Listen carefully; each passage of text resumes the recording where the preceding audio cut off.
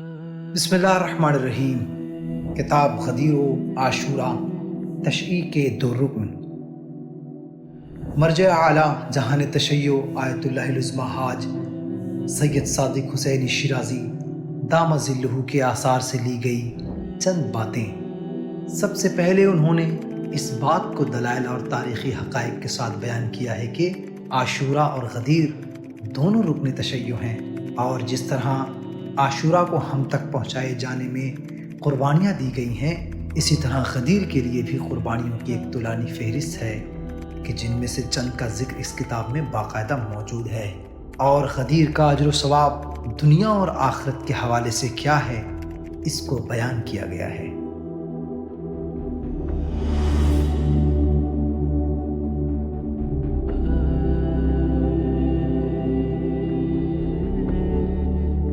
औज़ुबिल्लाहि मिनश्शैतानिर्रजीम बिस्मिल्लाहिर्रहमानिर्रहीम अल्हम्दुलिल्लाहि रब्बिल आलमीन खालिक़िस समावाति वल अरज़ीन रब्बना व रब्बुल मलाइकतिस सादिक़ीन सुम्मस्सलातु वस्सलामु अला रसूलिहिल मुसद्दक़ व महमूदिल अहमद सय्यदिना व मौलाना अबिल क़ासिम मुहम्मद अल्लाहुम्मा सल्लि अला मुहम्मदिन व आलि मुहम्मद।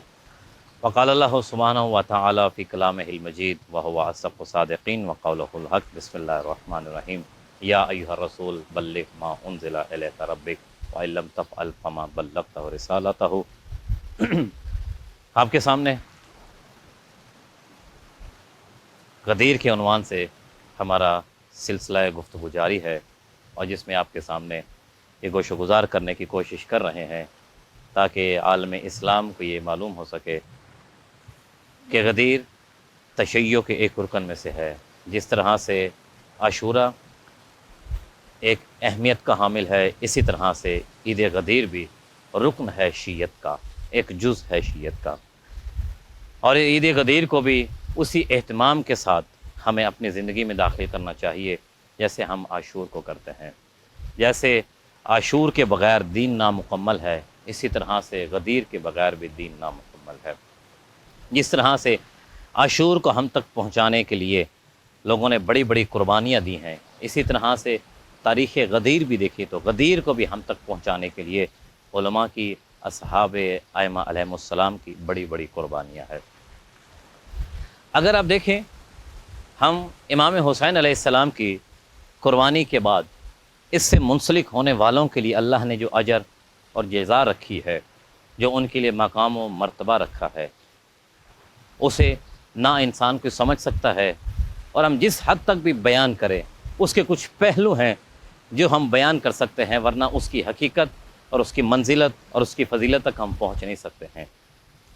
तारीख़ ने कुछ ऐसे लोगों का ज़िक्र किया कि जिन्होंने इमाम हुसैन अलैहिस्सलाम के साथ जब वाबस्तगी इख्तियार की, जब उन्होंने आशूर को समझा, जब उन्होंने मकसद हुसैन को समझा, जब उन्होंने ज़ाहिर इमाम हुसैन अलैहिस्सलाम के मकाम को समझा, उसके बाद फिर इस तरह से इससे मुंसलिक हुए कि तारीख़ में उनकी मिसाल नज़र नहीं आती है। तारीख़ ने बयान किया है कि दो अफराद थे, मियाँ बीवी, जिन्होंने ये फ़ैसला किया। वो नासबी थे, दुश्मन अहले बैत अलैहिमुस्सलाम थे, और अल्लाह से दुआ भी करते थे। अब ये अल्लाह की मसलहत है कि अल्लाह रब्बुल आलमीन होने के नाते, खालिक कायनात होने के नाते, राज़िक होने के नाते अपनी हर मखलूक को रिज़्क़ देता है। वो दुश्मन अहले बैत है, उसे भी अता करता है, वो मुहिब्ब अहले बैत है, उसे भी अता करता है। इन दो मियाँ बीवी ने परवरदिगार से बहुत दफ़ा दुआ की, अल्लाह ने इन्हें औलाद जैसी नेमत अता की, एक बेटा अता किया।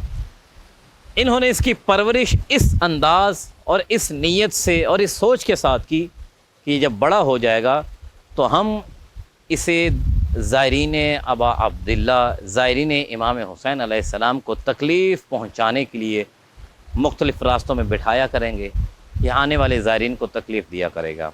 अब इसकी तरबियत चल रही है, इसकी परवरिश हो रही है, और इसके जहन में एक ही चीज़ बिठाई जा रही है कि अपने ज़ायरीन इमाम हुसैन अलैहिस्सलाम को कत्ल करना है, उन्हें अज़ियत देनी है।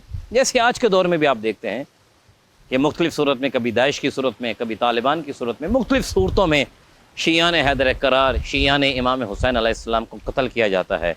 और जो कत्ल कर रहे होते हैं उन्हें यही बात पहुँचाई गई है कि आप जितने शियों को मारेंगे आप सीधा जन्नत में चले जाएंगे, हुरान जन्नत आपके मुंतज़र हैं। तो लिहाजा उसके वालिदैन ने भी इसी अंदाज़ में इसकी तरबियत की। اور یہ جوان ہوتا رہا. جب یہ بالغ ہو گیا عالم بلوغت کو کراس کرنے کے بعد اس کے والدین نے پھر اسے تیر اندازی بھی سکھائی. اب اسے کچھ تیر دیے اور ایک کمان دی اور کہا کہ فلاں تاریخ کو فلاں دن کو زائرین کا ایک قافلہ ہے جو کربلا کی طرف جائے گا, آپ نے راستے میں انہیں تکلیف دینی ہے, تیر مار کے انہیں قتل کرنا ہے. یہ اب اسی شوق اور جذبے کے ساتھ کہ میں انہیں قتل کروں گا اور میرے لیے اجر ہے. اب یہ تیر کمان لے کے آ گیا اور راستے میں آگے بیٹھ گیا جہاں سے زائرین نے گزرنا تھا. تھوڑا سا فاصلہ اس نے اختیار کیا تاکہ میں دور سے ماروں تاکہ وہ مجھے پکڑ بھی نہ سکیں. اب یہ انتظار میں تھا. مصلحت الہی کیا تھی کہ وہ قافلے کو آنے میں تھوڑی تاریخ ہو گئی, وہ قافلے کو تھوڑی تاخیر ہو گئی. جب تاخیر کے ساتھ قافلہ وہاں سے گزرا تو اس اتنے دیر میں انتظار میں نیند آ گئی. یہ فطرت ہے انسان کی کہ جب کسی چیز کا انتظار کرتا ہے تو انتظار کرتے ہوئے اسے نیند آ جاتی ہے, اور نیند کے عالم میں یہ چلا گیا. اب یہ خود بیان کرتا ہے بعد میں, کہتے جب میں نیند میں چلا گیا میں نے کیا دیکھا, حشر کا منظر ہے, ہر طرف مارو مارو کی کیفیت ہے, کوئی دائیں بھاگ رہا ہے, کوئی بائیں بھاگ رہا ہے, اور ہر کسی کے حساب و اعمال و جزا کا معاملہ چل رہا ہے. کسی کو جنت کی بشارت مل رہی ہے, کسی کو جہنم میں دھکیلا جا رہا ہے.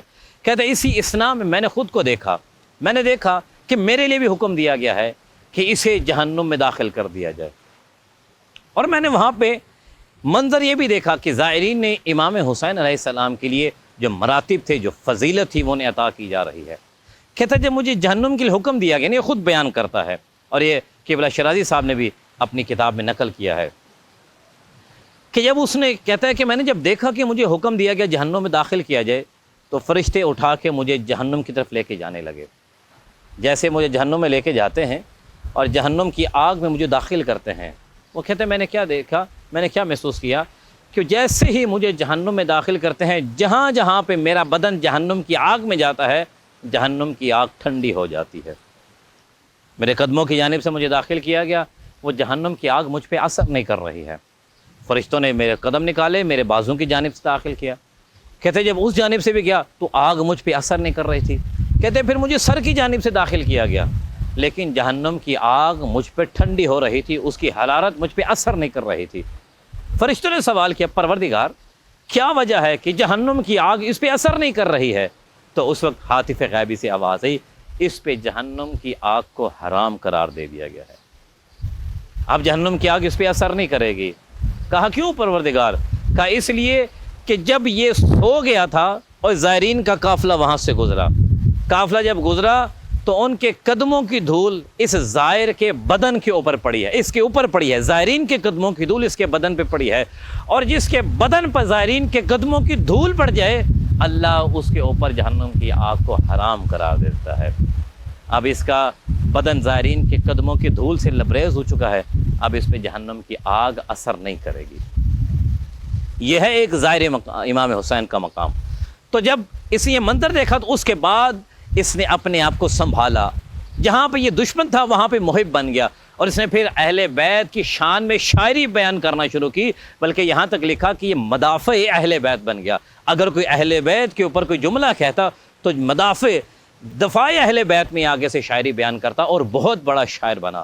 اور بعض علماء نے اس کے لیے بہت سارے قصیدے بھی بیان کیے ہیں. تو پروردگار ہمیں بھی عاشور اور غدیر کو سمجھنے کی توفیق عطا فرمائے. اللہم صلی علی محمد و علی محمد.